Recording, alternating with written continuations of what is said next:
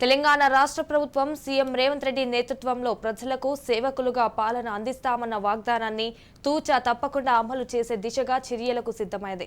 ఈ నేపథ్యంలో ప్రత్యేకించి పోలీస్ శాఖపై ముమ్మర కసరత్తు చర్యలకు శ్రీకారం చుట్టింది. గడిచిన 10 ఏళ్ల కాలంగా పోలీస్ శాఖలో కొనసాగుతున్న ఏకపక్ష విధానాలు, ఆధిపత్య ధోరణులకు చరమగీతం పాడేందుకు సిద్ధమైంది.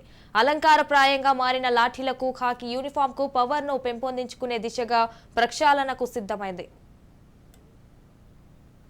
ప్రజలతో స్నేహపూర్వకమైన విధానాలను అమలుపరుస్తూ చట్ట పరిధిలో శాంతి భద్రతల పరిరక్షణ కోసం గత ప్రభుత్వాలు చేపట్టిన ఫ్రెండ్లీ పోలీసింగ్ విధానం ఆచరణలో అధికార బలం ఉన్నోడికి మాత్రమే రక్షణ కల్పించేదిగా మారి న్యాయం కోసం పోలీస్ స్టేషన్ గడప తొక్కిన వారికి సత్వర న్యాయం మృగ్యంగా మారిందన్న ఆరోపణలు కోకొల్లలు.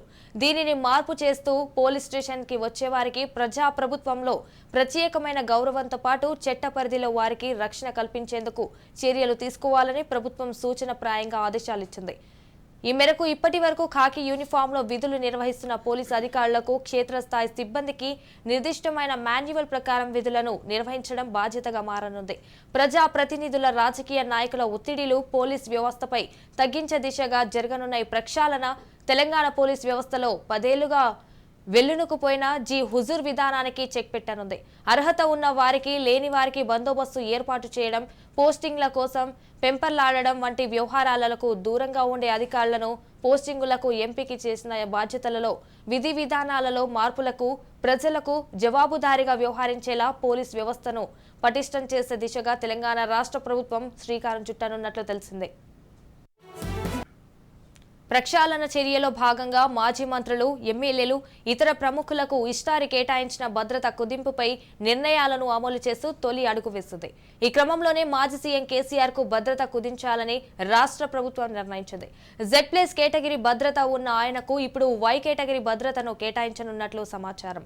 ఆయన వెంట 4+4 గన్మ్యాన్లతో పాటు ఒక ఎస్కాట్ వాహనం, పైలట్ వాహనాలు ఉండనున్నాయి. ఇంటి ముందు సెంట్రీని పహారా ఉంచనున్నారు. ఇప్పటికే మాజీ మంత్రులకు భద్రత తగ్గించని ప్రభుత్వం ఎమ్మెల్యేగా లేని వారికి పూర్తిగా తొలగించింది.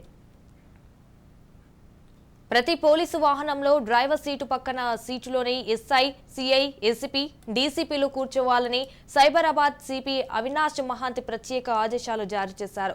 విజిబుల్ పోలీసింగ్ లో ఇలా ప్రజలకు కనబడేలా కూర్చోవడం ఖచ్చితంగా నిబంధనేనని సూచించారు.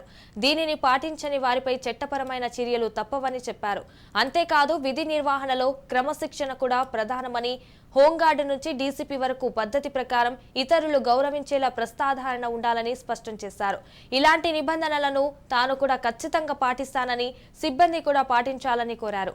ఐపీసీ, సిఆర్పిసి, ఎవిడెన్స్ యాక్టుకు లోబడి ఎస్సీలు, సిఐలు, ఏసీపీలు, డీసీపీలు కేసులు నమోదు చేయాలని, ఎవరు కూడా విధులను ఉల్లంఘించేలా వ్యవహరించరాదని అన్నారు.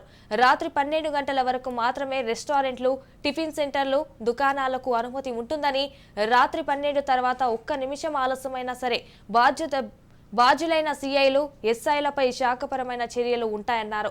పోలీస్ స్టేషన్ కు వచ్చే బాధితులకు నిత్యం సిఐలు, ఎస్పీలు అందుబాటులో ఉండాలని, ఒకవేళ అందుబాటులో లేకపోతే కూడా ఏమైతుందో కూడా మీరే చూస్తారని పేర్కొన్నారు. సిఐలు, ఎస్ఐలపై ఏమాత్రం అవినీతి ఆరోపణలు వచ్చినా సరే నహించేది లేదని సైబరాబాద్ పోలీస్ కమిషనరేట్ ప్రజలకు పారదర్శకంగా, నిష్పక్షపాతంగా సేవలు అందించాలని సిపి అవినాష్ మహాంతి చెప్పారు.